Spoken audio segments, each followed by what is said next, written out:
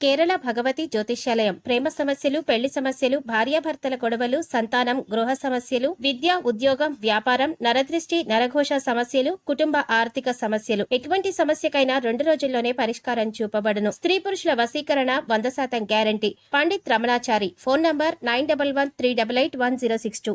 ఓం శ్రీమాత్రే నమః. ఛానల్లోకి స్వాగతం అండి. ఎవరు నమ్మినా నమ్మకపోయినా వృశ్చిక రాశి వారి జీవితంలో జరుగుతున్నది ఇదే. పితృరుణ శాపం వల్ల మీ జీవితంలో ఇబ్బందులు చోటు చేసుకోబోతున్నాయి. మీరు ప్రారంభించే ప్రతి పనిలో సక్సెస్ అనేది మీకు కలగడానికి ఆలస్యం అవుతుంది. ఆర్థిక పరంగా ఎన్నో ఇబ్బందులను ఎదుర్కోబోతున్నారు. పితృరుణ శాపం అనేది మీకు ఏ విధంగా కలిగింది? మరి పితృరుణ శాపం అంటే ఏమిటి? పితృరుణ శాపం ప్రభావం మీపై ఎంతవరకు ఉంది? అలాగే ఈ శాపం నుంచి సులభంగా బయటపడడానికి మీరు చేయవలసిన పరిహారాలు ఏమిటి? ఏ విధంగా చేయాలి, ఎప్పుడు చేయాలి అనే విషయాలను ఈ వీడియోలో వివరంగా తెలుసుకుందాం.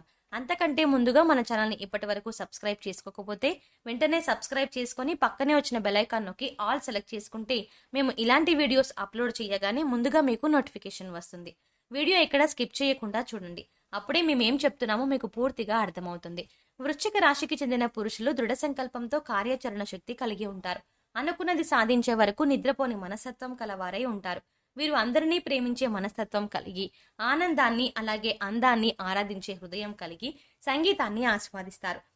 ఈ రాశి వారు ఎదుటి వారిని ఎంతగా అయితే ప్రేమిస్తారో, ఏ స్థాయిలో అయితే ప్రేమిస్తారో అదే స్థాయిలో ఎదుటి వ్యక్తి నుంచి ప్రేమను ఆశిస్తారు. ఈ గుణం వల్ల వీరు ఫలితాల కోసం ఎంతకాలమైనా ఎదురు చూస్తారు. ఇలాంటి చికాకులైనా ఎదుర్కొంటారు. వృశ్చిక రాశి వారిని కష్టాలు భయపెట్టినా కిందకు పడదోయవు. అదృష్టానికి దగ్గరగా జీవితం నడుస్తుంది. విలాసవంతమైన జీవితం గడుపుతారు.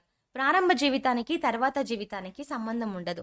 వివాహానంతర జీవితం బాగుంటుంది. వృశ్చిక రాశి వారు ఆనందంగా జీవిస్తారు. వీరు అందమైన, కళాత్మకమైనటువంటి వస్తువులు సేకరించుట అనే అభిరుచి కలిగి ఉంటారు. దాని కొరకు ఎంతో ధన వ్యయం చేస్తారు. మంచి వస్త్రాధారణ చేసుకోవడం అంటే వీరికి చాలా ఇష్టం. మంచి రుచికరమైనటువంటి ఆహారం తీసుకోవాలని అనుకుంటూ ఉంటారు. వీరు ఏ పని యందు అలసట చెందక ఓపికతో కష్టపడి పనిచేసే మనస్తత్వం కలవారు. సాధారణంగా వృశ్చిక రాశి వారు సహనం ఎప్పటికీ కోల్పోరు. వృశ్చిక రాశి వారికి కోపం ఎంతో త్వరగా వస్తుంది మరియు వచ్చిన కోపం తగ్గటం చాలా కష్టం. అయితే ఈ రాశి వారు దృఢమైనటువంటి నిర్ణయాలు తీసుకుంటారు. దానివల్ల మొండితనం పెరిగి నష్టం చేకూరుతుంది. కాబట్టి వీరు మొండి పట్టుదలను విడవాలి. వృశ్చిక రాశి వారు ప్రేమకు లొంగిపోతారు. అయితే ఈ రాశికి చెందిన స్త్రీల విషయానికి వస్తే దృఢ సంకల్పం, గుణగణాలతో అపూర్వమైన శక్తియుక్తులను కలిగి ఉంటారు. అనుకున్న పనిని సాధించే వరకు తమ ప్రయత్నాలను కొనసాగిస్తూనే ఉంటారు. సంగీతం, సౌందర్యాలంటే ఈ రాశి స్త్రీలకు అత్యంత ప్రీతిపాత్రం. మొండితనం, స్థిరమైన స్వభావాలు వీరిలో ప్రస్ఫుటంగా కనిపిస్తాయి. అయితే ఈ రాశి స్త్రీలకు కోపం చాలా త్వరగా వస్తుంది. అయితే ఆ కోపం ఎంతోసేపు కొనసాగదు. దాని నుంచి చాలా వేగంగానే బయటపడి ఆ విషయాన్ని అంతటితో మర్చిపోతారు. కుటుంబ సభ్యులు తమ పూర్వీకులను, వృద్ధులను చూసుకోవడంలో విఫలమైనందుకు మరియు తమని తాము రక్షించుకోవడానికి విడిచిపెట్టినందుకు వార్షిక ఆచారాలు అంటే సంవత్సరికం, పితృకార్యాలు వంటి ప్రాథమిక అవసరాలు వంటి వాటికి కట్టుబడి ఉండడంతో విఫలమైతే కూడా ఈ పితృరుణ శాపాలు తగులుతాయి.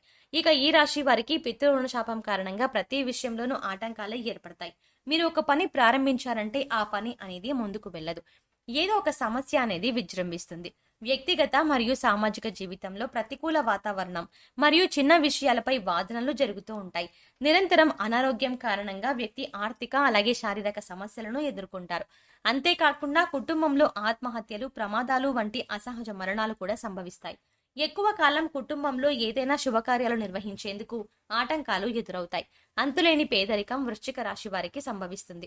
ఉద్యోగ విషయంలో నిర్ణయాలు తీసుకోవాలి అనుకున్నారనుకోండి, నిర్ణయం దగ్గరే ఆగిపోతుంది. కానీ అది ఆచరణలో పెట్టడం జరగదు. ఉద్యోగంలో ప్రమోషన్ వస్తుందని గట్టి నమ్మకంతో ఉంటారు. కానీ ప్రమోషన్ రాదు. మీకు అప్పగించిన పనిని మీరెంతో శ్రద్ధగా సక్రమంగా చేసినా శ్రమకు తగ్గ ఫలితం రాదు. ఆదాయంలో మార్పులనేవి చోటు చేసుకోవు. ఎటువంటి ప్రమోషన్లు గానీ ఉండవు. పితృరుణ శాపం ఈ విధంగా మిమ్మల్ని వెంటాడుతుంది. అలాగే ఖచ్చితంగా ఈ పని అయిపోతుందని చివరి వరకు వచ్చిన పని కూడా ఆగిపోవడం లాంటివి జరుగుతూ ఉంటాయి. ఎప్పుడూ మీరు తెలిసి తెలియక చేసిన పనుల వల్ల ఆ శాపంతో మీరు బాధపడుతూ ఉంటారు. ఏ నిర్ణయం తీసుకున్నా సరే మీకు అనుకూలంగా మాత్రం ఉండదు. అయితే మీరు ఇలా అనుకోవచ్చు, మా తల్లిదండ్రుల్ని మేము చాలా బాగా చూసుకుంటున్నాం కదా, పితృరుణ శాపం అంటున్నారేంటి అని. ఈ జన్మలో మీరు మీ తల్లిదండ్రుల్ని ఏ లోటు లేకుండా చూసుకోవచ్చు.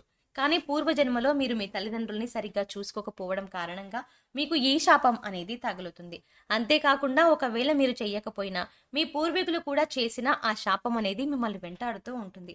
ఈ విధంగా మీకు పితృరుణ శాపం అనేది వెంటాడుతుంది. దాని కారణంగానే వ్యాపార పరంగా వ్యాపారంలో అభివృద్ధి అనేది ఉండదు. కుటుంబ సభ్యులకి మీకు మధ్య చిన్న చిన్న విభేదాలు వస్తూనే ఉంటాయి. సంతాన పరంగా కూడా వాళ్ళ వైపు నుంచి కూడా ఏదో ఒక సమస్య అనేది వస్తుంది. అలాగే వారు కూడా మిమ్మల్ని చిన్న చూపు చూడడం, మీతో అసభ్యంగా ప్రవర్తించడం చేస్తూ ఉంటారు. ఉద్యోగ ప్రయత్నాలు చేస్తున్న వారికి ఉద్యోగ అవకాశం రాక బాధపడుతుంటారు. ఆర్థిక పరంగా ఎన్నో ఇబ్బందులు ఎదుర్కొంటారు. ఒక సమస్య తర్వాత ఇంకో సమస్య, ఇంకో సమస్య తర్వాత ఇంకో సమస్య, ఇలా సమస్యల మీద సమస్యలు వస్తూనే ఉంటాయి. దాన్ని అధిగమించడం ఎలాగో మీకు తెలియక సతమతమైపోతూ ఉంటారు. విద్యార్థులకు చదవడానికి కష్టంగా ఉంటుంది. ఎంత ప్రయత్నించినా వారు ఉత్తీర్ణులు అవ్వలేరు. వివాహ సంబంధాలు ఎన్నో వస్తాయి. ఓకే చేద్దాం అనేసరికి మళ్ళీ తిరిగి వెళ్ళిపోతాయి. రాజకీయ నాయకులకు పదవి వచ్చినట్టు వస్తుంది, కానీ వెనువెంటే చేజారిపోతుంది. ఇలా ప్రతి విషయంలోనూ ఏదో ఒక అడ్డంకి వస్తూనే ఉంటుంది. దీనికి పరిష్కారం ఏమిటి అని మీరు పరిపర విధాలుగా ఆలోచిస్తూ ఉంటారు. వీరు జీవితంలో ముందుకు వెళ్ళడానికి ఈ పితృరుణ శాపం అనేది అనుకూలించదు. మిమ్మల్ని వెనక్కి లాగేస్తూ ఉంటుంది. అలాగే ఆరోగ్యపరంగా కూడా ఎన్నో సమస్యలు అనేవి ఎదుర్కొంటారు. పితృరుణ శాపం నుంచి బయటపడాలన్నా, ఇబ్బందులకు గురి చేస్తున్న సమస్యల నుంచి విముక్తి చెందాలన్నా, ప్రతి కార్యంలోనూ తొందరగా ఫలితం రావాలన్నా మీరు కొన్ని పరిహారాలు పాటిస్తే సులభంగా ఈ పితృరుణ శాపం నుంచి, అలాగే మీకు కలిగినటువంటి బాధ నుంచి బయటపడగలుగుతారు. గత జన్మలో చేసిన పాపాల కారణంగా మరియు మీ పూర్వీకులు చేసిన కర్మల ఫలితంగా మిమ్మల్ని శాపాలు అనేవి వెంటాడుతూ ఉంటాయి. అటువంటి శాపాల నుంచి మిమ్మల్ని బయటపడేయడానికి కొన్ని పరిహారాలు అవేంటో చూద్దాం. ప్రతి అమావాస్య రోజు బ్రాహ్మణులకు మనస్ఫూర్తిగా ఎటువంటి కల్మషం లేకుండా మాకు డబ్బు అయిపోతుంది అని బాధపడకుండా భోజనాలు పెట్టండి. పేదలకు కానీ వృద్ధులకు కానీ వీలైనంత సహాయం చేయండి. డబ్బు రూపంలో కావచ్చు, వస్తువు రూపంలో కావచ్చు, ఆహారం రూపంలో కావచ్చు, మీ ఇష్టం. వాళ్ళకి మీ సహాయాన్ని మాత్రం ముఖ్యంగా అందించండి. వాళ్లకు ఆహారము, బట్టలు, దుప్పట్లు దానం చేయండి.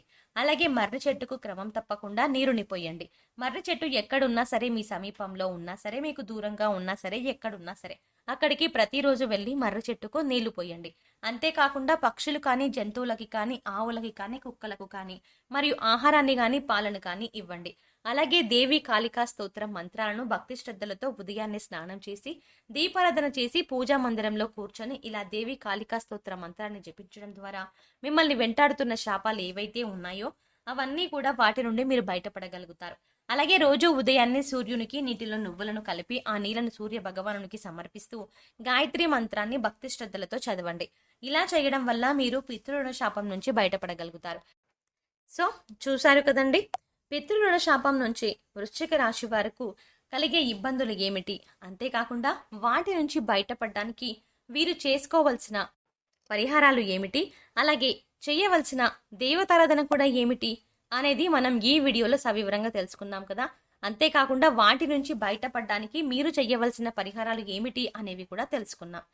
అయితే ఈ వీడియో మీకు నచ్చినట్టయితే లైక్ చేసి మీ ఫ్రెండ్స్ అండ్ ఫ్యామిలీ మెంబర్స్లో ఎవరైనా వృశ్చిక రాశి వారు ఉంటే వారితో తప్పకుండా ఈ వీడియోని మర్చిపోకుండా షేర్ చేసుకోండి. అలాగే ఇప్పటి వరకు మన ఛానల్ని ఇంకా సబ్స్క్రైబ్ చేసుకోకపోతే వెంటనే సబ్స్క్రైబ్ చేసుకొని పక్కనే వచ్చిన బెల్ ఐకాన్ని నొక్కి అందులో ఆల్ అప్డేట్స్ అని క్లిక్ చేసుకుంటే మేము ఇలాంటి వీడియోస్ అప్లోడ్ చేయగానే ముందుగా మీకు మొబైల్కి నోటిఫికేషన్గా వస్తుంది. సో మరొక చక్కటి వీడియోతో మళ్ళీ కలుద్దామండి. ఓం శ్రీమాత్రే నమః.